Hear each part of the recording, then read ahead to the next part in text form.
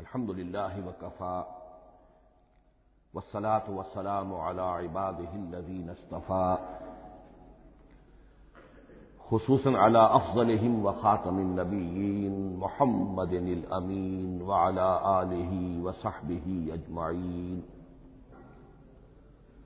اما بعد فقد قال اللہ تبارک وتعالی کما ورد فی سورة الزخرف اعوذ باللہ من الشیطان الرجیم بسم اللہ الرحمن الرحیم حامیم والکتاب المبین انا جعلناہ قرآنا عربیا لعلکم تعقلون وَإِنَّهُ فِي أُمِّ الْكِتَابِ لَدَيْنَا لَعَلِيٌّ حَكِيمٌ وقال تبارك وتعالى كما ورد في سورة الواقعة فلا أقسم بمواقع النجوم وإنه لقسم لو تعلمون عظيم إنه لقرآن كريم في كتاب مكنون لا يمسه إلا المطهرون تنزيل من رب العالمين وقال عز وجل كما ورد في آخر سورة الفجر بل هو قرآن مجيد في لوح محفوظ صدق الله العظيم رب اشرح لي صدري ويسر لي أمري واحلل عقدة من لساني يفقهوا قولي اللهم ربنا الہمنا رشدنا واعذنا من شرور انفسنا اللهم ارنا الحق حقا وارزقنا اتباعه وارنا الباطل باطلا وارزقنا اجتنابه اللهم ارحمنا بالقرآن العظيم واجعله لنا اماما ونورا وهدى ورحمة اللهم ذكرنا منه ما نسينا وعلمنا منه ما جهلنا وارزقنا تلاوته آناء الليل وآناء النهار واجعله لنا حجة يا رب العالمين آمین۔ آج شعبان معظم کی 28ویں شب ہے اور ہم ماہ رمضان مبارک کے دوران نماز تراویح کے ساتھ دورہ ترجمہ قرآن کی تمہید کے طور پر آج اور کل تعارف قرآن کے ضمن میں بعض چیزوں پر غور کریں گے تاکہ اثناء دورہ ترجمہ قرآن یہ چیزیں آپ کے ذہن میں ایک پس منظر کے طور پر موجود رہیں۔ رمضان مبارک میں نماز تراویح کے ساتھ دورہ ترجمہ قرآن کا جو سلسلہ ہم نے شروع کیا اب اسے 15 برس سے زائد ہو چکے ہیں۔ الحمدللہ کہ اس کا چرچا اب وسیع و عریض پیمانے پر ہو چکا ہے، نہ صرف اندرون ملک بیرون ملک بھی۔ اس دوران میں خود میں نے جہاں تک مجھے یاد پڑتا ہے کم سے کم 6 مرتبہ دورہ ترجمہ قرآن کی تکمیل کی سعادت حاصل کی ہے۔ 2 مرتبہ اس سے قبل کراچی میں، 3 مرتبہ لاہور میں، 1 مرتبہ ملتان میں، 1 مرتبہ ابوظہبی میں۔ اور اس سال جو میں اپنی اب ضعیفی اور اپنے علالت کے باوجود یہ ہمت کر رہا ہوں اس کا ایک خاص سبب ہے، اور وہ یہ کہ اللہ کے فضل و کرم سے بعض صورتیں ایسی پیدا ہوئیں کہ کیبل ٹی وی پر میرے ان دروس قرآن یا دورہ ترجمہ قرآن کے کیسٹ دکھائے گئے بھارت میں، اور وہیں سے یہ درخواست بھی موصول ہوئی کہ ہم چاہتے ہیں کہ اسے سیٹلائٹ پر ٹیلی کاسٹ کرائیں، لیکن اس کے لیے اس کی جو ریکارڈنگ ہے اس کا معیار بہتر ہونا چاہیے۔ تو اس ضرورت کو پورا کرنے کے لیے میں یہ ہمت کر رہا ہوں، اگرچہ اب جو بھی عمر کی سطح ہے ومن نعمرہ ننکسہ فی الخلق، میری یادداشت بھی اتنی شارپ نہیں رہی ہے جتنے پہلی تھی، استحضار جو کراس ریفرنسز کا ہے وہ بھی اب اتنا نہیں ہے جتنا کہ پہلے تھا، اور کبھی کبھی میری زبان لڑکھڑاتی بھی ہے۔ ان تمام معذوریوں کے باوجود اس ایک اہم ضرورت کے تحت میں نے یہ ارادہ کیا۔ میں خود بھی اللہ سے دعا کرتا ہوں، آپ بھی اللہ سے دعا فرمائیں کہ اس ارادے کی تکمیل ہو جائے اور اس سلسلے کو اللہ تعالیٰ اپنے کلام پاک کے پیغام اور علم اور حکمت کی ایک بڑے پیمانے پر پورے عالم انسانیت میں پھیلانے کا ذریعہ بنا دے۔ تعارف قرآن کے ضمن میں سب سے پہلی بات جو سمجھنے کی ہے وہ یہ کہ قرآن مجید کے بارے میں ہمارا اجمالی عقیدہ کیا ہے۔ یہ 3 جملوں پر مشتمل ہو سکتا ہے۔ ہمارے نزدیک قرآن اللہ کا کلام ہے جو محمد الرسول اللہ صلی اللہ علیہ وسلم پر نازل ہوا، اور تیسرے یہ کہ یہ مکمل محفوظ شکل میں موجود ہے، بنوعاً اس میں نہ کوئی تحریف ہوئی ہے نہ کوئی تبدیلی ہوئی ہے۔ یہ کم سے کم 3 اجزاء ہیں ہمارے عقیدے کے قرآن مجید کے بارے میں۔ لیکن اب اس کی کچھ علمی توضیحات۔ سب سے پہلے یہ کہ کلام ہونا، اس کا اللہ کا کلام ہونا، اس لیے کہ آپ کے علم میں ہے یہ تورات جو حضرت موسیٰ علیہ السلام کو دی گئی تھی وہ لکھی ہوئی شکل میں پتھر کی تختیوں پر لکھی ہوئی صورت میں دی گئی تھی، اور قرآن مجید کی تنزیل جو محمد رسول اللہ صلی اللہ علیہ وسلم پر ہوئی ہے وہ ایک مختلف صورت میں ہوئی ہے۔ اس کو قرآن مجید خود اللہ کا کلام قرار دیتا ہے۔ چنانچہ سورہ توبہ کی آیت ہے، آیت نمبر 6، وَإِنْ أَحَدٌ مِّنَ الْمُشْرِكِينَ اسْتَجَارَكَ فَأَجِرْهُ حَتَّىٰ يَسْمَعَ كَلَامَ اللَّهِ ثُمَّ أَبْلِغْهُ مَأْمَنَهُ۔ جب ہجرت کے 9ویں سال آخری وارننگ دی گئی تھی مشرکین عرب کو کہ اب صرف تمہیں چند مہینے کی مہلت دی جا رہی ہے، اس دوران میں آخری فیصلہ کر لو اسلام قبول کرنا ہے یا نہیں، اس لیے کہ اس کے بعد مشرکین عرب کے لیے کوئی رعایت نہیں ہوگی، جو لوگ اسلام قبول نہیں کریں گے انہیں تہہ تیغ کر دیا جائے گا۔ فَإِذَا انْسَلَخَ الْأَشْهُرُ الْحُرُمُ فَاقْتُلُوا الْمُشْرِكِينَ حَيْثُ وَجَدتُّمُوهُمْ۔ جب یہ مہلت ختم ہو جائے تو ان مشرکین کا قتل عام کرو۔ اس کی وضاحت پھر جب سورہ توبہ ہم پڑھیں گے تو اس وقت ہوگی، اس وقت یقیناً ذہن میں کچھ اشکالات آئیں گے، لیکن اس وقت اس ضمن میں تفصیلی بحث کا موقع نہیں۔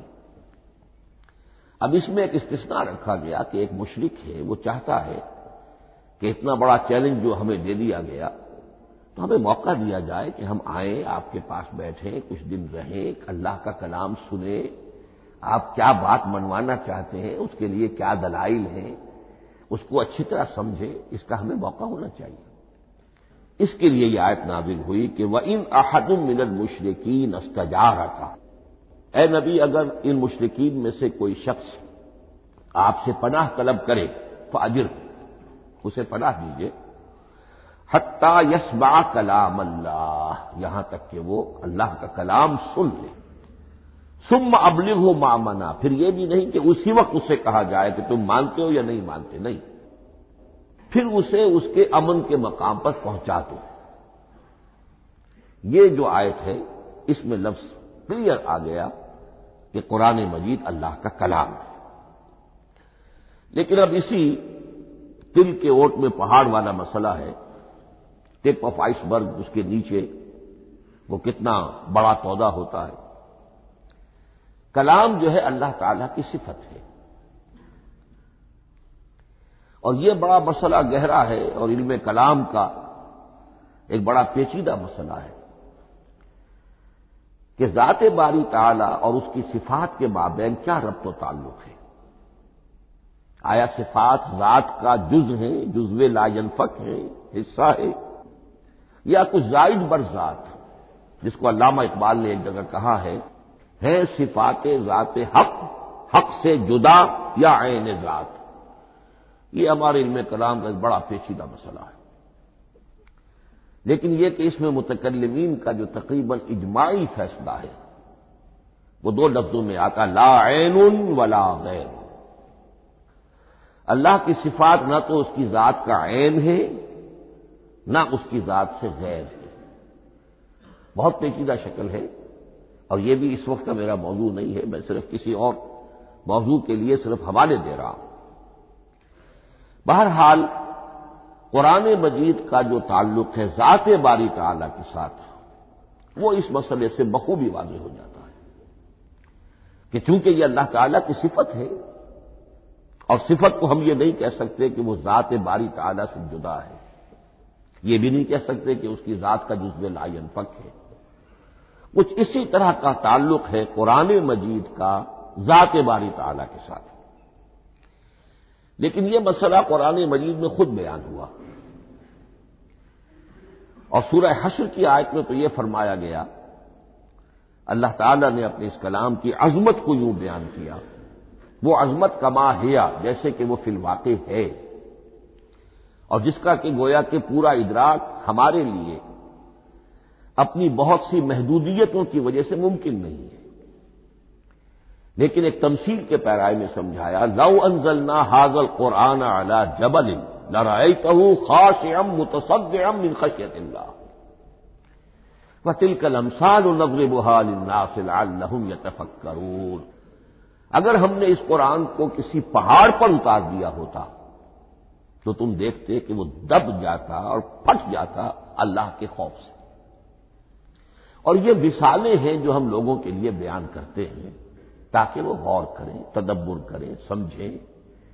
ما لا یدرک کلہ لا یترک کلہ، اگرچہ بتمام و کمال عظمت قرآن کا فہم ان کے لیے ممکن نہیں ہے، لیکن کسی درجے میں تو کچھ انعکاس اس کا ہو جائے، کچھ اندازہ ہو جائے، انسان اپنی ذہنی سطح کے اعتبار سے، اس کی مناسبت سے کسی درجے میں عظمت قرآن کا اندازہ کر لے، تو اللہ تعالیٰ کے ان الفاظ کو سامنے رکھے کہ لو انزلنا ھذا القرآن علی جبل لرأیتہ خاشعا متصدعا من خشیۃ اللہ۔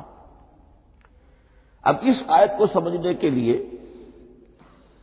سورہ اعراف کی آیت نمبر 143 کو سمجھنا ہوگا، اسی اصول کے تحت کہ القرآن یفسر بعضہ بعضا، قرآن کا ایک حصہ دوسرے حصے کی تشریح کرتا ہے۔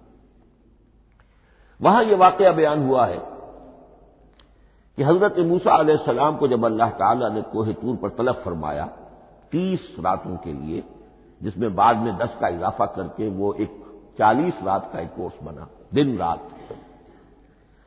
اس موقع پر جو مخاطبہ الہی، مکالمہ الہی سے مشرف ہوئے حضرت موسیٰ علیہ السلام، تو ان کی آتش شوق بھڑکی اور انہوں نے بڑی جرت کر کے یہ درخواست کر دی، رب ارنی انظر الیک، پروردگار مجھے اپنا دیدار بھی عطا فرما، مجھے موقع عنایت فرما، میں تجھے دیکھ سکوں۔ یہ ان کی وہ آتش شوق کا مسئلہ ہے، لیکن جواب کیا ملا؟ لن ترانی، تو مجھے ہرگز نہیں دیکھ سکتے، ولکن انظر الی الجبل فإن استقر مکانہ فسوف ترانی۔ لیکن ظاہر بات ہے کہ حضرت موسیٰ علیہ السلام کو بات سمجھانے کے لیے کچھ مشاہدہ بھی کرانا تھا۔ فرمایا تم مجھے نہیں دیکھ سکتے، البتہ اس سامنے کے پہاڑ پر نگاہ جماؤ، ہم اس پر اپنی ایک تجلی ڈالیں گے۔ یہ اگلی الفاظ کے اندر وضاحت ہے، میں یہاں پہلے سے بیان کر رہا ہوں سمجھانے کے لیے۔ اگر وہ پہاڑ ہماری اس تجلی کو، تجلی کسے کہتے ہیں؟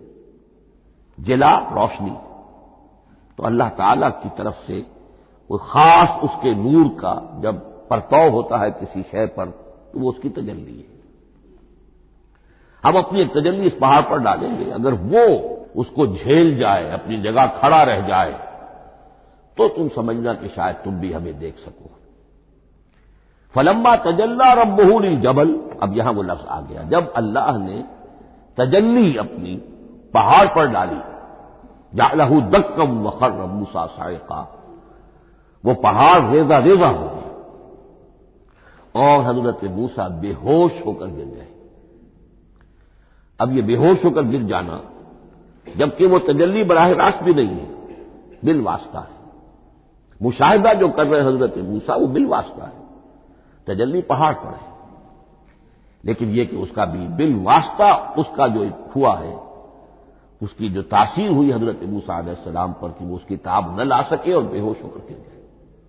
یہاں سے یہ بات سمجھ میں آتی ہے کہ یہ تجلی ذات باری تعالی تھی جس نے کوہ طور کو جلا کر بھسم کر دیا یا ٹکڑے ٹکڑے کر دیا، ریزہ ریزہ کر دیا۔ اب ذات الہی کے ساتھ جو تعلق ہے کلام الہی کا، اور یہ صفت جو لا عین ولا غیر کے درجے میں ہے ذات کے ساتھ، تو وہی تاثیر اس کلام الہی کی بھی ہے۔ لو انزلنا هذا القرآن على جبل لرأيته خاشعا متصدعا من خشية الله وتلك الامثال نضربها للناس لعلهم يتفكرون۔ اس حقیقت کو اس دور میں اپنے مطالعے کی محدودیت کا اعتراف کرتے ہوئے عرض کر رہا ہوں کہ میرے نزدیک جس قدر پرشکوہ انداز میں علامہ اقبال نے بیان کیا ہے اسی کیفیت کو وہ شاید اس کی کوئی مثال نہ مل سکے۔ فاش گویم آنچ در دل مزمرست، یہ کتابیں نیست چیزیں دیگرست، میں صاف ہی کہہ دیتا ہوں جو میرے دل میں چھپی ہوئی بات ہے۔ فاش گویم آنچ در دل مزمرست، یہ کتابیں نیست، اس قرآن کو کتاب نہ سمجھنا، یہ کچھ اور شے ہے، چیزیں دیگرست۔ اب وہ چیزیں دیگر کیا ہے؟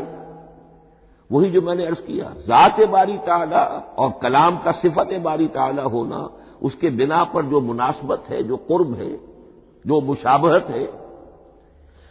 مثل حق پنہاؤ ہم پیداستو، زندہ و پائندہ و گویاستو۔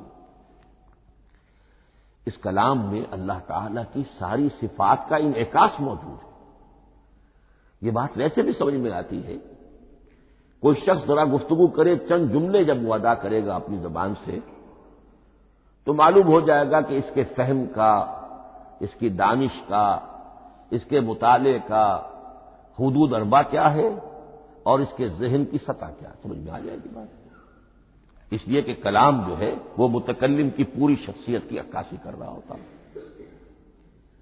تانت بازی راگ پایا، چند جملے کسی نے کہا، پتہ چل گیا کہ یہ کس سطح کے آدمی ہے، علمی اعتبار سے، معلوماتی اعتبار سے، تہذیبی اعتبار سے، کلچرڈ ہیں یا نہیں ہیں، یہ ساری باتیں چند جملوں میں واضح ہو جائیں گی۔ تو اللہ تعالیٰ کی بھی جملہ صفات کا عکس اس قرآن میں موجود ہے۔ ان میں سے جن چند چیزوں کا ذکر علامہ نے شعر میں کیا، وہ جو سورہ حدید کی آیت ہے، هو الاول والآخر والظاہر والباطن، اللہ الظاہر بھی ہے، الباطن بھی ہے، اتنا ظاہر کہ اس سے زیادہ ظاہر کوئی شے نہیں، اور اتنا باطن کہ اس سے زیادہ چھپی ہوئی کوئی شے نہیں۔ اسی لیے حضور سے جو منقول ہیں الفاظ کہ پروردگار انت الظاہر فلیس فوقک شیء وانت الباطن فلیس دونک شیء، یہی کیفیت قرآن کی ہے۔ مثل حق پنہاں و ہم پیداستو، پنہاں بھی ہے ظاہر بھی ہے، جیسے ذات باری تعالی، اور جیسے اللہ تعالی کی شان ہے جو آیت الکرسی کے شروع میں آئی، الحی القیوم، مثل حق پنہاؤ ہم پیداستو، زندہ ہو پائندہ ہو گویاستو۔ یہ قرآن جو ہے اللہ تعالی کی صفات کا ایک عکس اپنے اندر رکھتا ہے۔ اس سے ذرا آگے چلیے،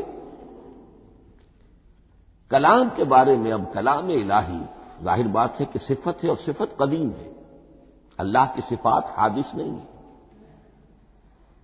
اللہ کی ذات بھی قدیم ہمیشہ سے ہے، اور اس کی صفات بھی قدیم ہمیشہ سے۔ اور یہ جو کلام الہی ہے، ظاہر بات ہے کہ یہ جو ہماری زبان کے حروف و اصوات ہیں، کلام الہی تو ان سے منزہ ہے، مبرہ ہے، ماورا ہے، اعلیٰ ہے، عرفہ ہے۔ ہماری زبانوں کے حروف و اصوات، الفابیٹس جگہ جگہ تبدیل ہو جائیں گے، انگریزی کے کچھ اور ہیں، اردو کے کچھ اور ہیں، عربی کے کچھ اور ہیں۔ کلام الہی ان تمام سے آگاہ، عرفہ، منزہ اور مبرہ ہے۔ یہ کلام الہی جب بھی نازل ہوا ہے، ظاہر بات ہے حضرت موسیٰ پر اگر کتاب اتاری گئی وہ بھی علم الہی سے آئی، لیکن وہ عبرانی زبان میں آئی، حضرت عیسیٰ علیہ السلام پر انجیل اتاری گئی، ہم یقین سے نہیں کہہ سکتے، دو میں سے کسی ایک زبان میں اتاری گئی ہوگی، یا عبرانی ہوگی، اس لیے کہ شام کے جس علاقے میں، فلسطین کے جس علاقے میں ان کی پیدائش ہوئی اور جہاں وہ دعوت و تبلیغ کے لیے گھومتے رہے، اس کے عوام کی زبان تھی آرامی اور خواص کی زبان تھی عبرانی، ہیبریو۔ تو یا تو وہ بھی تورات کی طرح عبرانی ہی میں نازل ہوئی تھی یا آرامی میں ہوگی، لیکن اب کوئی نسخہ نہ ہیبریو کا، کوئی قدیم نسخہ دنیا میں موجود ہے، نہ آرامی کا۔ جو سب سے پرانا نسخہ ملتا ہے انجیل کا وہ اس کا ترجمہ ہے، لیٹن زبان کا ترجمہ ہے یا گریک ترجمہ ہے، اصل کوئی نہیں۔ بہرحال جب وہ کلام الہی محمد الرسول اللہ پر نازل ہوا، اب اس نے حروف و اصوات کا وہ جامہ پہنا کہ جو عربی زبان کے ہیں۔ یہی وجہ دیکھیے، میں نے جو آیت سورہ حامیم، یہ جو سلسلہ سور ہے اس میں سے سورہ زخرف کی آیت جو میں نے آپ کو سنائی، حامیم والکتاب المبین انا جعلناہ قرآنا عربیا لعلکم تعقلون، ہم نے بنا دیا ہے اپنے اس کلام کو قرآن عربی، اس کو عربی حروف و اصوات کا جامہ ہم نے پہنا دیا ہے، انا جعلناہ قرآنا عربیا لعلکم تعقلون، کہ چونکہ مخاطب اول جو قوم تھی امیین، ان کی زبان عربی تھی، لعلکم تعقلون، تاکہ تم اس کو سمجھ سکو۔ اب اس سے آگے چلیے، اصل قرآن مجید کے 3 مقامات سے معلوم ہوتا ہے، اصل قرآن اللہ کے پاس ہے۔ یہ قرآن جو ہمارے پاس ہے مصحف عثمان رضی اللہ تعالی عنہ، یہ اس قرآن کی مصدقہ نقل ہے۔ اصل قرآن کہاں ہے؟ ایک جگہ فرمایا بل ہوا قرآن مجید فی لوح محفوظ، لوح محفوظ میں ہے اصل قرآن وہاں ہے۔ اسی طریقے سے اسی سورہ زخرف کی اگلی آیت کیا ہے؟ ہم نے اسے عربی قرآن بنا کر اتارا، لیکن اصل قرآن کیا ہے؟ وَإِنَّهُ فِي أُمِّ الْكِتَابِ لَدَيْنَا لَعَلِيٌّ حَكِيمٌ، حقیقت میں تو یہ ام الکتاب میں ہے جو ہمارے پاس ہے، اور علی ہے بہت بلند، حکیم بڑی حکمت والا، یا محکم مضبوط، حکیم کے دونوں معنی ہیں۔ استحکام بھی اسی ہے کاف اور میم کے مادے سے بنا ہے، کسی شے کا پختہ ہو جانا، مضبوط ہو جانا، اور عقل کی پختگی وہ حکمت ہے، وہ دانائی ہے۔ اس اعتبار سے نوٹ کیجئے، اصل قرآن کہاں ہے؟ لوح محفوظ میں۔ اصل قرآن کہاں ہے؟ ام الکتاب میں۔ اسی کو کہا گیا ہے ایک اور مقام پر، فی صحف مکرمۃ مرفوعۃ مطہرۃ بأیدی سفرۃ کرام بررہ۔ یہ قرآن، اصل قرآن تو بڑے صحیفوں میں، ان صحیفوں میں ہے، ان صفحات میں ہے، ان اوراق میں ہے، جس کی شان کیا ہے؟ مکرمۃ، ان کی انتہائی تعظیم کی جاتی ہے، مطہرۃ، نہایت پاک صحیفے، فی صحف مکرمۃ مرفوعۃ، بلند و بالا، مطہرۃ بِأَیْدِی سَفَرَةٍ کِرَامٍ بَرَرَةٍ، ان فرشتوں کے ہاتھ میں جو بہت باعزت، بہت اونچے درجے کے، ان کے ہاتھوں میں ہے۔ وہ لوگ ہیں کہ جن کی تحویل میں ہے یہ کلام پاک، فی صحف مکرمۃ مرفوعۃ مطہرۃ بِأَیْدِی سَفَرَةٍ کِرَامٍ بَرَرَةٍ۔ اب اسی کو بیان کیا ہے سورہ واقعہ میں، فلا اقسم بمواقع النجوم، تو نہیں، میں قسم کھاتا ہوں ستاروں کے ڈوبنے کی جگہ کی۔ وَإِنَّهُ لَوْ تَعْلَمُونَ لَقَسَمٌ عَظِيمٌ، وَإِنَّهُ لَقَسَمٌ لَوْ تَعْلَمُونَ عَظِيمٌ، اور اگر تم جان سکتے تو یہ بہت بڑی قسم ہے جو ہم نے کھائی ہے، بہت بڑی گواہی ہے جو ہم نے پیش کی ہے۔ اب تدریجاً اس کا انکشاف ہو رہا ہے. یہ آج جو تصور ہے بلیک ہولز کا، اس سے کچھ اندازہ ہوتا ہے یہ ستارے کہاں ڈوب جاتے ہیں. بڑے بڑے ستارے نسیم منسیہ ہو جاتے ہیں. ستارے نہیں، پوری گیلیکسیز اس میں گم ہو جاتے ہیں. وہ مقبرے ہیں بڑی بڑی گیلیکسیز کے. فلا اقسم بمواقع النجوم وانه لقسم لو تعلمون عظیم انه لقرآن کریم. یہ قرآن ہے بہت باعزت، فی کتاب مکنون، اور یہ اس کتاب میں جو چھپی ہوئی ہے. یہ لؤلؤ مکنون کا لفظ آتا ہے قرآن مجید میں. جیسے موتی ہوتے ہیں انہیں چھپا کر رکھا جاتا ہے ڈبیوں میں، مخملی ڈبیوں کے اندر موتیوں کو، اسی طریقے سے فی کتاب مکنون. لا یمسہ الا المطہرون، وہ صحیفے بھی بہت مطہرہ تھے اور ان کو چھو نہیں سکتے مگر وہی جو انتہائی پاک ہیں.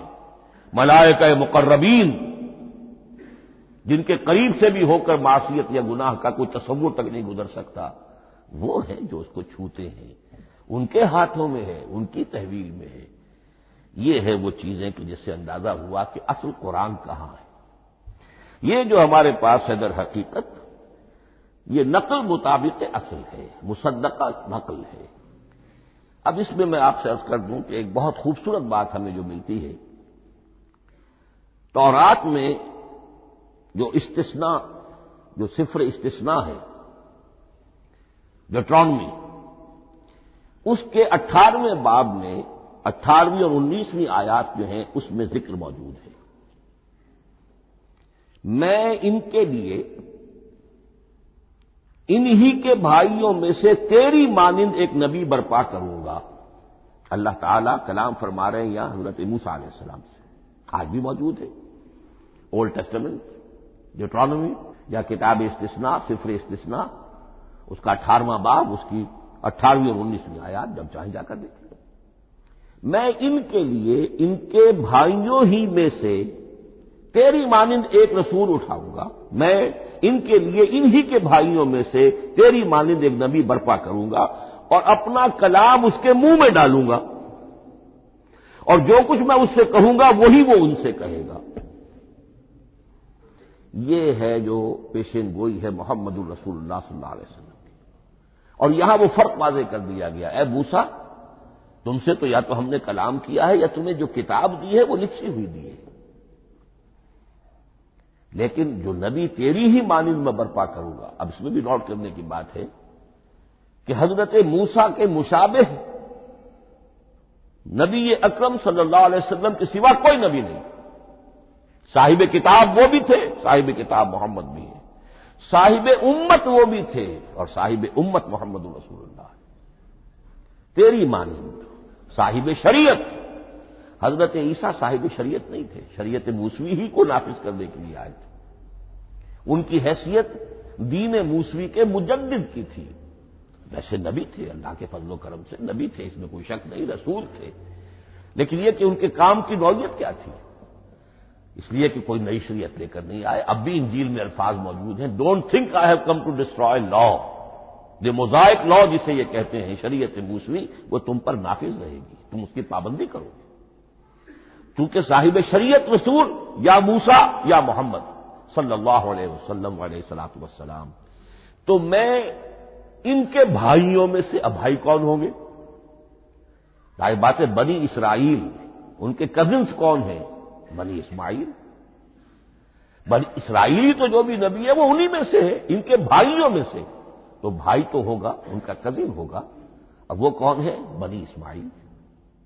آپ نے ابھی سنا ہوگا جب پیس ٹریٹی ہوئی تھی اور کلنٹن صاحب آئے تھے، اور وہاں جب شاہ حسین جو ہیں اردن کے وہ بھی آئے اور بغل گیر ہوئے تھے، اسرائیل کے وزیر اعظم تھے، تو اس وقت یہ لفظ استعمال کیا تھا صدر کلنٹن نے کہ آپ لوگ تو آپس میں کزنز ہیں. کزن استعمال کیا تھا.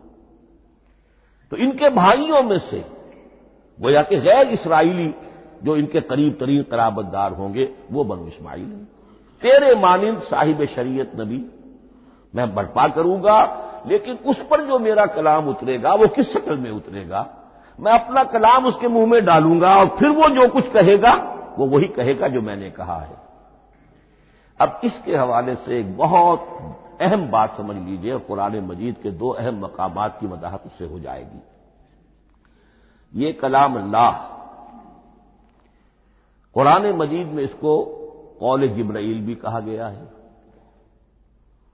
کلام اللہ حضرت جبرائیل کے ذریعے سے جب ادا ہوا ہے تو قول جبرائیل ہے،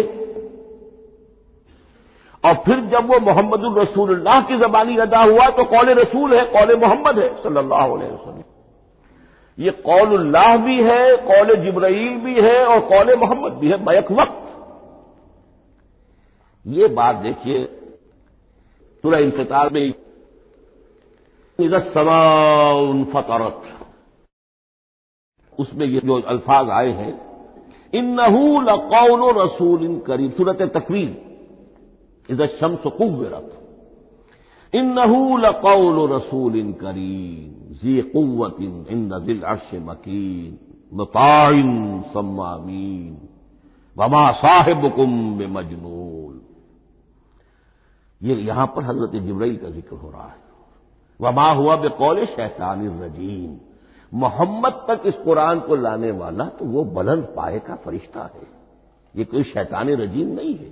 اس لیے کہ مکے والوں نے کہہ دیا تھا ہو سکتا ہے کوئی بدروح آئی ہو محمد پر، اور اس بدروح نے کوئی الٹی سیدھی بات سکھا دی ہو، نہیں۔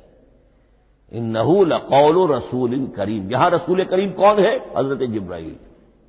انہ لقول رسول کریم ذی قوت عند ذی العرش مکین، بڑی قوت والا اور جس کا بڑا اونچا مقام اور مرتبہ ہے عرش والے کے قریب۔ ذی قوت عند ذی العرش مکین مطاع ثم امین، وہ فرشتوں کے مطاع ہیں، فرشتے ان کی اطاعت کرتے ہیں، فرشتوں کے سردار ہیں، اور پھر ساتھ ہی پورے امین ہیں، جبرائیل امین، یہ ہم لفظ استعمال کرتے ہیں۔ اور اس کے بعد آگے جا کے فرمایا وما ہوا بقول شیطان الرجیم، یہ کسی شیطان رجیم کا قول نہیں ہے۔ اب یہاں اس سورہ تکویر میں قرآن کو قول جبرائیل قرار دیا گیا، لیکن سورۃ الحاقہ میں چلیے اس کے آخر میں آتا ہے انہ لقول رسول کریم وما ہوا بقول شاعر قلیلا ما تؤمنون ولا بقول کاہن قلیلا ما تذکرون تنزیل من رب العالمین۔ یہاں اب رسول کریم سے مراد محمد الرسول اللہ صلی اللہ علیہ وسلم، یہ کسی شاعر کا قول نہیں ہے، کسی کاہن کا قول نہیں ہے، یعنی جس کے زبانی یہ قرآن لوگوں کے سامنے آ رہا ہے۔ جبرائیل کا قول ہو کر تو محمد پر نازل ہوا صلی اللہ علیہ وسلم، لیکن اب لوگوں کے سامنے وہ قول محمد بن کر آ رہا ہے۔ انہ لقول رسول کریم وما ہوا بقول شاعر قلیلا ما تؤمنون ولا بقول کاہن قلیلا ما تذکرون تنزیل من رب العالمین۔ تو قرآن مجید کلام اللہ ہے، پھر وہ قول جبرائیل بنا جب جبرائیل نے آ کر محمد کو سنایا، اور پھر وہ قول محمد بنا جب محمد کی زبان مبارک سے لوگوں نے اسے سنا، اہل عرب نے سنا، اور پھر وہ بات پھیلتی چلی گئی۔ اب آخری بحث اس موضوع پر جو ہے وہ یہ ہے، کلام الہی کی 3 صورتیں ہیں جو قرآن مجید میں سورہ شورى کی آیت نمبر 51 میں بیان ہوئی ہے۔ وما كان لبشر ان يكلمه اللہ، کسی بشر، کسی انسان کی یہ حیثیت نہیں ہے، مقام نہیں ہے کہ اللہ اس سے کلام کرے۔ یہ نہیں کہا کہ اللہ کے لیے ممکن نہیں ہے، نہیں، اللہ کے لیے تو ہر شے ممکن ہے، لیکن کسی بشر کا یہ مقام نہیں ہے کہ اللہ اس سے کلام کرے۔ مخلوق ہے، بشر ہے۔ ما كان لبشر ان يكلمه اللہ الا اب 3 شکلیں آئیں، الا وحیا او من وراء حجاب او يرسل رسولا فيوحي باذنه ما يشاء انه علی حکیم۔ 3 صورتیں ہیں کلام الہی کی، یا تو براہ راست اللہ وحی کرتا ہے بغیر کسی فرشتے کی درمیان میں ذریعہ بنائے ہوئے، اسی کا نام الہام ہے، اسی کا نام تحدیث ہے۔ یہ غیر نبی کے ساتھ بھی ہوتا ہے، حضور نے فرمایا ہر نبی کی امت میں محدث ہوتے تھے جن سے اللہ کلام کرتا تھا، اور میری امت کا محدث عمر ہے رضی اللہ تعالی۔ محدث، محدث نہیں، محدث کے معنی ہے علم حدیث کا ماہر۔ امام بخاری محدث ہے، امام مسلم محدث ہے۔ محدث تحدیث سے مفعول بنا، جس سے بات کی جاتی ہے، محدث۔ اللہ بات کرتا ہے، اللہ دل میں ڈال دیتا ہے، القاء ہو جاتا ہے، الہام ہو جاتا ہے، کوئی فرشتہ درمیان میں نہیں، براہ راست۔ دوسری شکل کلام کی کیا ہے؟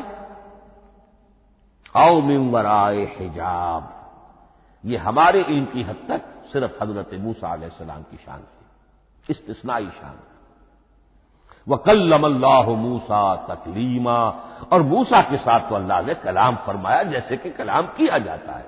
فرق کیا تھا؟ من ورائے حجاب، پردہ تھا، دیکھ نہیں سکتے تھے، تبھی تو ان کی وہ آتشی شوق بھڑکی تھی۔ کیا قیامت ہے کہ چلمن سے لگے بیٹھے ہیں، ساتھ چھپتے بھی نہیں، سامنے آتے بھی نہیں، کلام بھی فرما رہے ہیں، لیکن یہ کہ بات مجھے دیدار عطا کرنے کے لیے تیار نہیں، رب ارنی انظر الیک۔ لیکن یہ جو کلام ہے ہمارے علم کی حد تک براہ راست اس دنیا میں حضور سے ہوا ہے معراج کی شب، لیکن وہ 7ویں آسمان پر ہوا۔ اس دنیا میں ہمارے علم کی حد تک یہ کلام براہ راست من ورائے حجاب صرف حضرت موسیٰ علیہ السلام کی استثنائی شان ہے۔ اور تیسرا ہے او یرسل رسولا فیوحی باذنہ ما یشاء، یا تیسری صورت یہ کہ اللہ کسی پیغامبر کو بھیجتا ہے جو وحی کرتا ہے جو اللہ چاہتا ہے۔ یہ تیسری شکل ہے وحی کی۔ قرآن مجید اس تیسری شکل میں نازل ہوا ہے محمد الرسول اللہ صلی اللہ علیہ وسلم۔ حضور کو جو الہام ہو جاتے تھے، جو حضور کو القاء ہو جاتا تھا، جو آپ کے دل میں براہ راست اللہ کی طرف سے وحی آتی تھی، وہ قرآن میں شامل نہیں ہے۔ اگرچہ حضور کے خواب بھی سچے تھے، وہ بھی اللہ کی طرف سے ہوتے تھے، شیطان کی آمیزش نہیں ہو سکتی تھی، لیکن یہ بھی قرآن میں شامل نہیں ہے۔ قرآن میں شامل ہے تیسری قسم کی وحی، او یرسل رسولا، پھر ہم بھیجتے ہیں ایک پیغامبر کو فرشتوں میں سے۔ اللہ یصطفی من الملائکۃ رسلا ومن الناس، اللہ چن لیتا ہے فرشتوں میں سے بھی اپنا پیغامبر اور انسانوں میں سے بھی۔ تو فرشتے کے ذریعے سے ایک فرشتہ جو اللہ سے لیتا ہے اور انسان رسول انسان تک پہنچا دیتا ہے۔ اب وہ رسول انسان، رسول بشر جو ہے وہ اپنے ہم نوع، ہم جنس لوگوں کو پہنچاتا ہے۔ تو اللہ یصطفی من الملائکۃ رسلا ومن الناس، یہاں وہی بات فرمائی او یرسل رسولا فیوحی باذنہ ما یشاء، پھر وہ وحی کرتا ہے اللہ کے حکم سے جو اللہ چاہتا ہے۔ یہ کلام الہی کی یہ تیسری شکل ہے جو محمد الرسول اللہ صلی اللہ علیہ وسلم پر نازل ہوا، اور وہ ہے قرآن حکیم۔ اب ایک اور بحث جو علمی ہے وہ یہ ہے کہ حضور پر جو اس کا نزول ہوا اس کی کیفیات کیا تھی۔ دو الفاظ استعمال ہوتے ہیں، انزال بھی اور تنزیل بھی۔ ان دونوں میں فرق کیا ہے اس کو نوٹ کر لینا چاہیے۔ لغوی اعتبار سے جان لینا چاہیے، نزل ینزل کسی کا خود اترنا، نازل ہونا، اترنا۔ انزل ینزل دفعتن اتار دینا، کسی اور نے کسی شے کو دفعتن نیچے اتار دیا۔ یہی مفہوم نزلہ کے ساتھ بے لگ جائے تو آ جاتا ہے، با کے ساتھ نزلہ بہی، یہ اتارنے کے مفہوم میں آئے گا۔ لفظی ترجمہ یہ بھی کر سکتے وہ اترا اس شے کے ساتھ۔ نزلہ بہ الروح الامین، اس کو لے کر نازل ہوا خود روح الامین فرشتہ علی قلبک کا، اے محمد صلی اللہ علیہ وسلم آپ کے قلب مبارک پر۔ تو نزلہ بے اور انزال اس کے معنی ایک ہی ہے، لیکن اگلا لفظ ہے تنزیل، نزل ینزل تنزیلا، اس کے معنی ہے رفتہ رفتہ، تدریجن، نجمن نجمن، تھوڑا تھوڑا کر کے، وقفے وقفے سے اتارنا۔ جیسے عربی میں اعلام کہیں گے کسی کو کچھ بتا دینا، باخبر کر دینا، مطلع کر دینا، بھائی مطلع کر دیا میں نے، اب تم جانو تمہارا کام، یہ اعلام کہلائے گا۔ تعلیم کسے کہتے ہیں؟ سکھانا درجہ بدرجہ، دیکھنا اس کی استعداد کیا ہے، آج یہ کیا بات سمجھ سکتا ہے، میں اتنے ہی درجے تک سمجھاؤں، اب کل میں اسے مزید سمجھاؤں گا، پرسوں مزید سمجھاؤں گا۔ یہ درجہ بدرجہ کسی شے کو سمجھانا یہ تعلیم ہے۔ تو انزل ینزل انزالا، یہ ہے اتار دینا دفعتاً، اور نزل ینزل تنزیلا، یہ ہے تدریجاً اتارنا۔ اب قرآن مجید کے لیے یہ دونوں الفاظ مستعمل ہیں، لیلۃ القدر اور لیلۃ المبارکہ۔ اب یہ دو بھی نوٹ کر لیجئے، قرآن مجید میں چونکہ اہم مضامین کم سے کم دو جگہ پر ضرور آتے ہیں۔ انا انزلناہ فی لیلۃ القدر، یہاں انزلنا ہے، نزلنا نہیں ہے، انزلنا ہے، ہم نے اتارا اس کو لیلۃ القدر میں۔ اور باقی صورت تو آپ کو یاد ہوگی، وما ادراک ما لیلۃ القدر، لیلۃ القدر خیر من الف شہر، تنزل الملائکۃ والروح فیہا باذن ربہم من کل امر، سلام ہی حتی مطلع الفجر۔ لیکن یہ اہم مضمون قرآن مجید میں دوسری جگہ بھی ہے، سورہ دخان کے شروع میں فرمایا حامیم والکتاب المبین انا انزلناہ فی لیلۃ مبارکۃ انا کنا منذرین فیہا یفرق کل امر حکیم امرا من عندنا انا کنا مرسلین رحمتا من ربک انہ هو السمیع العلیم۔ یہ لیلۃ المبارکہ ہے، ایک ہی ہے، لیلۃ القدر اور لیلۃ المبارکہ، ان دونوں کے لیے وہی انزلنا کا لفظ آیا۔ لیکن یہ کہ سابقہ کتابوں کے اعتبار سے قرآن مجید کا فرق واضح کیا گیا ہے، مثلا سورہ نساء کی آیت نمبر 136 بہت نمایاں ہے، بہت نمایاں ہے۔ وہاں فرمایا گیا یا ایھا الذین آمنوا آمنوا باللہ ورسولہ والکتاب الذی نزل علی رسولہ والکتاب الذی انزل من قبل۔ اے ایمان کے دعوے دارو، حقیقتاً ایمان لاؤ، ایسے ایمان لاؤ جیسے ایمان لانے کا حق ہے، اللہ پر بھی اور اس کے رسول پر بھی، اور اس کتاب پر بھی جو اللہ نے اپنے رسول پر نازل فرمائی، اور اس کتاب پر بھی جو اللہ نے پہلے نازل فرمائی۔ لیکن نازل کے لیے یہاں آیا حضور کے لیے والکتاب الذی نزل علی رسول، تنزیل کی شکل میں، اور تورات کے لیے والکتاب الذی انزل من قبل، وہ تو دفعۃ واحدا لکھی ہوئی تختیوں کی شکل میں حضرت موسیٰ علیہ السلام کو دے دی گئی تھی۔ تو یا ایھا الذین آمنوا آمنوا باللہ ورسولہ والکتاب الذی نزل علی رسولہ والکتاب الذی انزل من قبل۔ یہ جو تنزیل ہوئی ہے حضور پر، یعنی لیلۃ القدر میں جو رمضان مبارک میں ہے، پورا قرآن لوح محفوظ سے، کتاب مکنون سے، ام الکتاب سے نقل کر کے اتار دیا گیا سمائے دنیا تک۔ پہلا آسمان جسے ہم کہتے ہیں سمائے دنیا، وہ آسمان جو قریب ترین ہے دنیا کے، وہاں سے اب یہ درجہ بدرجہ تھوڑا تھوڑا، چند آیتیں، چند سورتیں، پھر آیتیں، پھر سورتیں، یہ نازل ہوا محمد الرسول اللہ صلی اللہ علیہ وسلم پر۔ گویا کہ پہلا مرحلہ انزال کا ہے، پورا قرآن لوح محفوظ یا کتاب مکنون یا ام الکتاب سے نقل کر کے اتار دیا گیا سمائے دنیا تک۔ یہ ہے انزل ینزل انزالا، انا انزلناہ فی لیلۃ القدر انا انزلناہ فی لیلۃ مبارکہ۔ لیکن محمد الرسول اللہ پر یہ نازل ہوا اب تھوڑا تھوڑا، نجمن نجمن، درجہ بدرجہ، تدریجن، یہ ہے تنزیل۔ اس تنزیل کی حکمت قرآن مجید میں بیان ہوئی ہے، اور اس اعتبار سے کہ اہل عرب نے، اہل مکہ نے اعتراض کیا تھا کہ یہ پورا قرآن کیوں نہیں محمد ایک ہی مرتبہ پیش کر دیتے صلی اللہ علیہ وسلم۔ اس میں جو چیز مضمر تھی وہ یہ تھی کہ چونکہ یہ حقیقت میں اللہ کا کلام نہیں ہے، یہ محمد کا اپنا کلام ہے، تو کوئی شاعر دنیا میں ایسا نہیں ہے جو ایک دم اپنا پورا دیوان دے دے۔ وہ تو ساری عمر میں تھوڑا تھوڑا، آج غزل کہی، کل قصیدہ کہا، پرسوں کچھ اور کہا، پھر وہ جمع ہوتا ہے تو وہ دیوان بنتا ہے۔ اسی طریقے سے تو یہ کر رہے ہیں۔ اگر یہ اللہ کا کلام ہوتا تو بیک وقت آ جاتا۔ یہ تو ذرا محنت کرتے ہیں، کچھ اس کے اندر اس کو اپنی محنت سے کوشش کر کے کچھ موضوع کرتے ہیں، کلمات، الفاظ، اور اس طریقے سے رفتہ رفتہ لے کر آ رہے ہیں۔ اس لیے ان کا اعتراض نقل ہوا ہے یہ۔ وقال الذین کفروا لولا نزل علیہ القرآن جملۃ واحدۃ، انہوں نے کیوں نہیں اترا یہ قرآن پورا کا پورا ایک ہی بار؟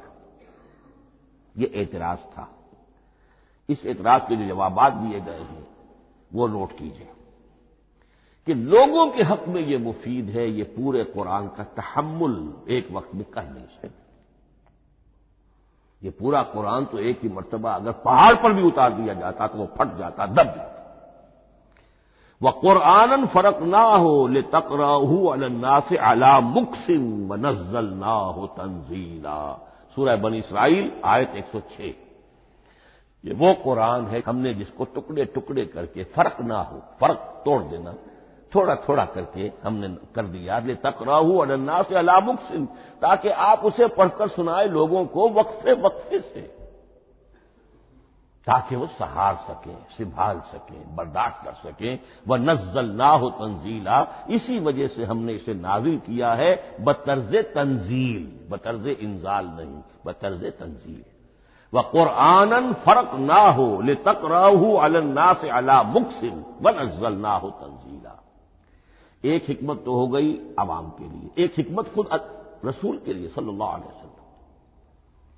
كَذَلِكَ لِنُثَبِّتَ بِهِ فُؤَادَكَ وَرَتَّلْنَاهُ تَرْتِيلًا، اب ذرا نوٹ کیجئے، قلب محمدی کے لیے بھی اس پورے کلام کا ایک دم سہار آسان کام نہیں تھا۔ یہ اس لیے، یہ اسی سورہ الفرقان کی جو آیت کا میں نے ایک حصہ آپ کو سنا دیا تھا، اسی کے اندر اس کا جواب آیا ہے، اسی آیت میں، آیت نمبر 32 ہے یہ سورہ فرقان کی۔ وقال الذین کفروا لولا نزل علیہ القرآن جملۃ واحدۃ، یہ اعتراض ہے۔ جواب کیا ہے؟ کذالک لنثبت بہ فؤادک، ہم نے یہ اس لیے کیا ہے نبی کہ اس کے ذریعے سے آپ کے دل کو ٹھہراؤ اور جماؤ عطا کریں، یہ ایک دم اس کا اتر جانا۔ انا سنلقی علیک قولا ثقیلا، بڑا بھاری بوجھ ہے، ناقابل برداشت ہے، تاکہ رفتہ رفتہ آپ کا دل، اس کے اندر تقویت بڑھتی چلی جائے، اس کے اندر اور اس کا تحمل جو ہے اس کی صلاحیت بڑھتی چلی جائے۔ کذالک لنثبت بہ فؤادک ورتلناہ ترتیلا، اسی لیے ہم نے تھوڑا تھوڑا کر کے نازل کیا ہے۔ ولا یاتونک بمثل الا جئناک بالحق واحسن تفسیرا، ساتھ ہی فرمایا کہ یہ لوگ جو بھی اعتراض کریں گے ہم اس کا جواب بھی اور بہترین تعویل بھی آپ کو دے دیں گے۔ اب اگلی بحث یہ ہے یہ قرآن کب اور کہاں نازل ہوا؟ یہ عام معلوماتی شے ہے، اس میں کوئی پیچیدگی نہیں ہے، لیکن اس کی اہمیت ہے، بہت ضروری ہے، وہ میں انشاءاللہ اگلی بحث میں جبکہ قرآن کے سمجھنے کے جو اصول ہیں ان کو بیان کروں گا تو وضاحت سے بات آئے گی۔ یہ کہ یہ عام معلوماتی ایک ہمارے ذہن میں خاکہ رہنا چاہیے، زمان و مکان کا کیا رشتہ ہے قرآن کے ساتھ۔ قرآن نازل کب ہوا؟ ہمارا چونکہ عام طور پر جو معمول ہے، ہم تو جو کرسچین ایرا ہے اس کے حوالے سے ہمارے ذہن کے اندر سارا حساب کتاب ہے، تو سن 610 عیسوی سے لے کر 632 عیسوی تک شمسی حساب سے 22 سالوں میں قرآن نازل ہوا ہے۔ 571 حضور کی ولادت کا سال ہے، 571 عیسوی۔ 610 میں آپ 39 سال کے ہوئے، لیکن قمری حساب سے 40 کے ہو چکے۔ 610 میں قرآن کی تنزیل شروع ہوئی اور 632 میں آپ کا انتقال ہوا۔ 22 برس زمانی اعتبار سے نقشہ ذہن میں رکھیے، اور اسے ہم اگر دوسرے حساب سے کہیں گے تو عام الفیل، وہ جو ابرہہ آیا تھا بیت اللہ کو ڈھانے کے لیے، وہ سال عربوں میں بہت مشہور ہو گیا تھا، اور وہی سال حضور کی ولادت کا ہے۔ تو عام الفیل ہی میں حضور کی ولادت ہوئی، لہذا 40 عام الفیل میں قرآن مجید کا نزول شروع ہوا، اور 11 ہجری تک یہ 23 برس بنتے ہیں قمری حساب سے۔ ایک رائے یہ بھی ہے کہ قرآن کا نزول 20 برس میں ہوا ہے، اور اس میں وضاحت یہ ہے کہ پہلے 3 سال اللہ تعالی نے ایک فرشتے کو، حضرت اسرافیل علیہ السلام کو مامور کیا تھا حضور کی تعلیم پر۔ دنیاوی اعتبار سے حضور نے کوئی تعلیم حاصل نہیں کی، آپ امی تھے، آپ نے دنیاوی اعتبار سے کسی کے سامنے زانو تلمس طے نہیں کیا، کہیں کوئی تعلیم حاصل نہیں کی، کہیں کوئی تحصیل علم نہیں کی، لیکن اللہ تعالیٰ نے علمہ شدید القوا، اللہ تعالیٰ نے جو کچھ انہیں سکھایا ہے، جو علم انہیں عطا کیا ہے، تو ایک روایت یہ ہے کہ 3 برس تک، اور اس کے بعد پھر قرآن نازل ہونا شروع ہوا تو 20 برس تک قرآن نازل ہوا، لیکن وہ لوگ بھی مانتے ہیں کہ سورہ علق کی آیتیں نازل ہو چکی تھی، پھر 3 برس کا وقفہ ہے۔ سورہ علق کی آیتیں کیا ہے؟ جو پہلی وحی ہے، اقرا بسم ربک الذی خلق خلق الانسان من علق اقرا وربک الاکرم الذی علم بالقلم علم الانسان ما لم یعلم، گویا کہ بسم اللہ ہو رہی ہے محمد رسول اللہ صلی اللہ علیہ وسلم کی تعلیم کی، اور جن گھرانوں میں یہ رواج ابھی تک چل رہا ہو، بسم اللہ بچوں کی کراتے ہیں، ایک تقریب کی شکل میں منعقد کرتے ہیں، ہمارے ہاں یہ رواج تھا، اب ہم چھوڑ چکے ہیں، کہ جو تقریب بھی حضور کی اور صحابہ کی زندگیوں سے ثابت نہ ہو، ہمیں کوشش کرنی چاہیے کہ ان تقریبات کا سلسلہ منقطع کریں۔ ما انا علیہ واصحابی، ہماری تقریبات جو ہیں وہ بس وہیں تک محدود رہنی چاہیے۔ بہرحال وہ جو ایک چلتی ہے روایت، 4 سال 4 مہینے 4 دن کا بچہ یا بچی ہو تو بسم اللہ یہی آیتیں پڑھی جاتی ہیں، پڑھ تو نہیں سکتا، انگلی رکھ کر پڑھانے والا کوئی عالم دین بیٹھ جاتا ہے سامنے، وہ نہا دھو کر بچہ یا بچی بیٹھی ہوئی ہے، اور اس کو اقرا بسم ربک الذی خلق خلق الانسان من علق اقرا وربک الاکرم الذی علم بالقلم علم الانسان ما لم یعلم۔ اب اس میں تو سارا پڑھنے پر زور ہے، حصول علم پر زور ہے، کسی تبلیغ کا حکم ہی نہیں، ابھی رسالت کا کوئی تذکرہ کچھ بھی نہیں، اس میں تو قیامت کا بھی کوئی ذکر نہیں۔ اب اس کے بعد روایت یہ ہے کہ 3 برس تک پھر حضرت اسرافیل دن رات حضور کے ساتھ رہے ہیں اور آپ کی تعلیم ہوئی ہے، اور پھر 3 برس کے بعد پھر وحی کا سلسلہ شروع ہوا ہے، واللہ عالم۔ لیکن یہ کہ جب سورہ اقرا نازل ہو چکی ہے، اس کی 5 آیتیں، تو وہ 3 برس بھی اس کا وقفہ شمار ہوں گے، زمانہ نزول پھر وہی 23 برس رہے گا۔ اسی کے ساتھ میں نے عرض کیا تھا کہ دوسری بات یہ کہاں نازل ہوا قرآن۔ ایک لفظ میں تو یہ سمجھ لیجئے یہ حجاز میں نازل ہوا۔ حجاز جزیرہ نمائے عرب کا ایک خاص حصہ ہے، پہاڑی سلسلہ، یوں سمجھ لیجئے، اس کو ذہن میں رکھیے، جزیرہ نمائے عرب جو ہے وہ شمال سے جنوب کی طرف چوڑا ہوتا جاتا ہے، شمال میں شام اور عراق کی طرف جاتا ہے تو وہ تنگ ہے، پھر نیچے چوڑا ہو رہا ہے۔ اس کا جو مغربی ساحل ہے، جس پر جدہ کی بندرگاہ بھی ہے، یمبو کی بھی ہے، اس کے کہیں وہ ایک میدان شروع ہوتا ہے ساحل سے، کہیں وہ بہت مختصر ہے، کہیں خاصا چوڑا ہے، اس کو کہتے ہیں تہامہ۔ پھر ایک پہاڑی سلسلہ ہے، اس کو کہتے ہیں حجاز۔ یہ پہاڑی سلسلہ جو ہے اس کے بعد جو ہے وہ نجد کہلاتا ہے، وہ سطح مرتفع ہے، پلیٹو۔ تو یہ 3 حصے ہیں جزیرہ نمائے عرب کے جغرافیائی اعتبار سے، اور حجاز کہتے بھی ہیں پردے کو، حاجزن، پردہ جو 2 چیزوں کے درمیان حائل ہو جائے، تو یوں سمجھیے کہ یہ فلیٹ ہے نجد کا، اور یہ فلیٹ ہے میدان، یہ ہے تہامہ کا، اور درمیان میں یہ پہاڑی سلسلہ کھڑا ہوا ہے، تو یہ گویا کہ ان دونوں کو جدا کر رہا، یہ حجاز ہے۔ اس حجاز ہی کا شہر مکہ ہے، اس حجاز ہی کا شہر مدینہ ہے، اس حجاز ہی کا شہر طائف ہے، اس حجاز ہی کی آخری ٹپ سمجھ لیجئے تبوک ہے۔ تو حضور صلی اللہ علیہ وسلم کی پوری زندگی آغاز وحی کے بعد سے لے کر وہ اسی علاقے کے اندر، پہلے آپ مکے میں تھے، قرآن مجید کی جو صورتیں اس دور میں نازل ہوئیں یا آیتیں نازل وہ مکیات کہلاتی ہیں۔ پھر آپ نے ہجرت کی، اور ہجرت کر کے جب آپ جا رہے تھے اس دوران میں بھی کچھ قرآن نازل ہوا اثناء ہجرت میں۔ پھر آپ مدینے تشریف فرما ہوئے، اب وہ ہم کہتے ہیں مدنی قرآن، لیکن مدنی قرآن سارا مدینے میں نازل نہیں ہوا۔ آپ کبھی جا رہے کسی مہم پر، کسی جنگ کے لیے، غزوہ بدر کے لیے آ گئے ہیں، تو وہاں جو آیات نازل ہو رہی ہیں وہ مدینے میں تو نہیں ہو رہی۔ براڈ تقسیم تو یہی ہے، مکی مدنی۔ ہجرت سے قبل جو کچھ نازل ہوا وہ مکی، ہجرت کے بعد جو کچھ نازل ہوا وہ مدنی۔ لیکن صرف مدنی کہنا صحیح نہیں ہے، اثناء سفر تبوک، اتنا طویل سفر ہے آپ کا، اس کے دوران آتے جاتے قرآن نازل ہوتا رہا۔ لیکن یہ بات نوٹ کر لیجئے کہ پورا قرآن حجاز ہی میں نازل ہوا ہے، یہ تمام شہر، یہ تمام علاقہ حجاز کہلاتا ہے۔ ایک اور بحث جو ہم اسی اپنی پہلی نشست میں مکمل انشاءاللہ کر لیں گے وہ ہے محفوظیت قرآن کی بحث۔ میں نے عرض کیا تھا کہ 3 چیزوں پر ہمارا عقیدہ مشتمل ہے۔ یہ اللہ کا کلام ہے، نمبر 1، نازل ہوا محمد الرسول اللہ پر صلی اللہ علیہ وسلم، اسی لیے ہم نے کلام سے متعلق کچھ مباحث علمی گہرائی میں اتر کر وہ سمجھے، حضور پر اس کے نزول، انزال اور تنزیل کے مختلف مراحل کو سمجھا۔ اب اس کی محفوظیت کے اعتبار سے واقعہ یہ ہے کہ واحد کتاب ہے پوری دنیا میں، واحد کتاب جس کے بارے میں دشمن بھی تسلیم کرتے ہیں، چاہے وہ اسے اللہ کا کلام نہ مانے، لیکن یہ مانتے ہیں کہ بعین ہی وہ شے جو محمد نے اپنی امت کو دی تھی آج بھی امت کے پاس صحیح موجود ہے۔ ظاہر بات ہے اگر تو اسے اللہ کا کلام مانے، وہی مانے، تب تو مسلمان ہی ہو گئے۔